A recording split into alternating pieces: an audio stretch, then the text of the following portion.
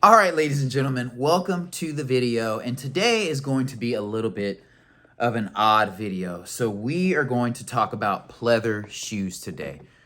They're becoming very, very popular and for good reason. And I'll keep this video brief. In my shoe collection, I probably have 2/3 leather shoes and 1/3 pleather shoes as far as casual and dress shoes go. And so I will show you probably my favorite pair of leather shoes. And if you've seen one of my other videos, you know that my favorite shoes, probably style of shoe at the moment, is the ankle boot, the leather ankle boot. These are real leather. They look great, like the silhouette. These are also real leather. Like the silhouette, not as much as these are a little bit chunkier than the other one. You can see some creasing in here, and I haven't worn these that much. And then here's another pair of leather shoes that I have. These are a little bit more booty than the other two, but I also have pleather shoes.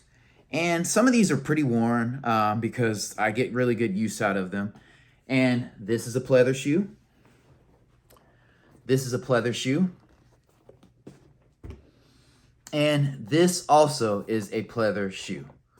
So I employ these quite frequently in my collection, and I do need to clean and or service these shoes. But I say all that to say this: there is a very, very good place for these in the workplace, in the life space, just because they are very versatile if you find a good pair.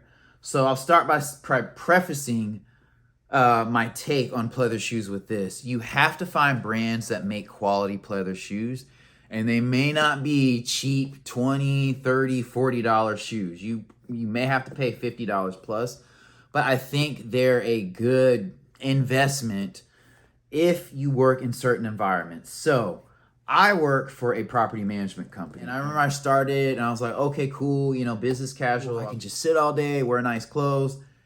I quickly learned that is not going to be the case, because in this setting, I had to do inspections or go with inspectors or sometimes go with vendors.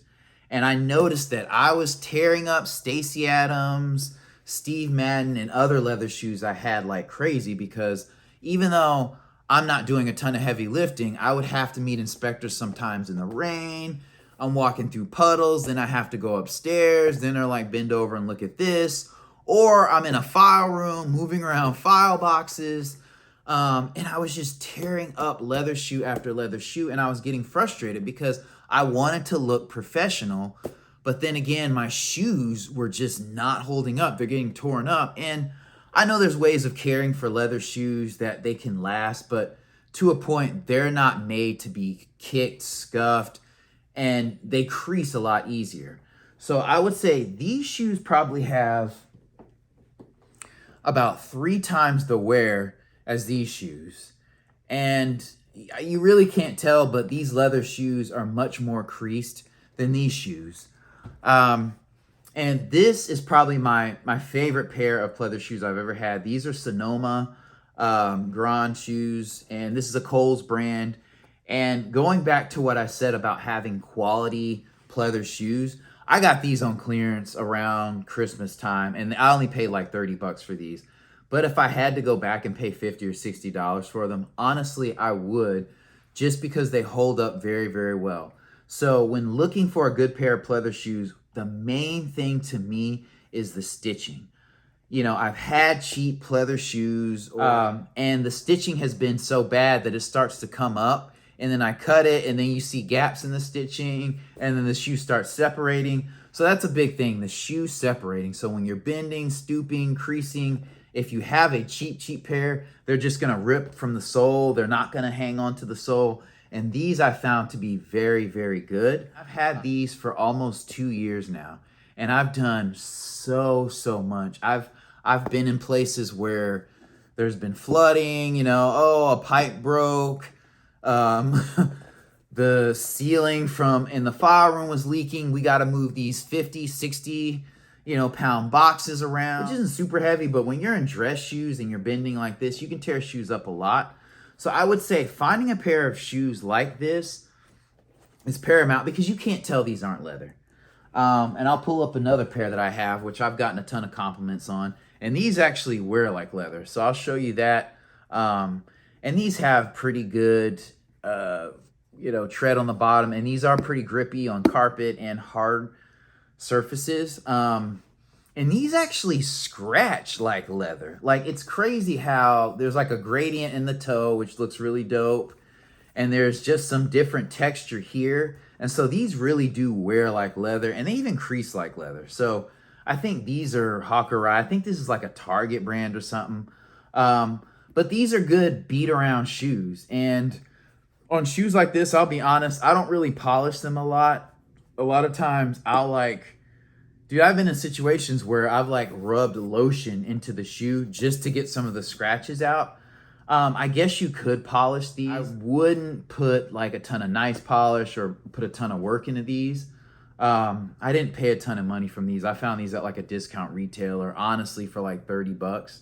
And they've served me quite well. This toe or this foot heel box has held up very well. There's a metal eyelet here. This hasn't really torn there. And they don't have like a super high heel to where they look overly dressy. So you can't wear them with like jeans or khakis or something like that. I guess to sum it up, I would say if you work in a setting where you have to dress business casual, but you have to move around a lot, like property management, or if you're like a supervisor on the floor somewhere where you have to like tuck in your shirt and dress up a little bit, look a little bit sharper, but you have to bend, stoop, inspect, pick things up off the ground, go upstairs a lot. Pleather shoes are an excellent idea. And it really saves your leather shoes for those date nights, church, charity events, different things like that, where those can really shine and kind of be worn in a more sedate environment versus, running out in the rain and doing this, that, and the third. I've just been in so many situations like today. We had a leak in a file room. We had a vendor come in and the water started pouring down onto these file boxes that we had. And I had to like grab those jokers. So I'm really having to put a lot of pressure on my shoes. And I was wearing, ta-da, these pleather shoes. And these are actually really, really good looking. So this is a good example of a good pleather shoe. These are Rockports. They're pretty comfortable. You could not tell that these are pleather unless you're really sweating me. Like, they have good grip on the bottom. This is kind of like a jelly sole versus being like wooden. So that somebody's gonna notice right away. So if you like shoes with hard wood bottoms, more power to you. There's nothing wrong with that. But these are a great pair of versatile shoes. That's just my take on pleather shoes. I know this is a random video, but maybe Rockport is a brand you can start with. So kind of find ones that have like a streamlined silhouette, and you can ride these out for a couple years and just beat them up.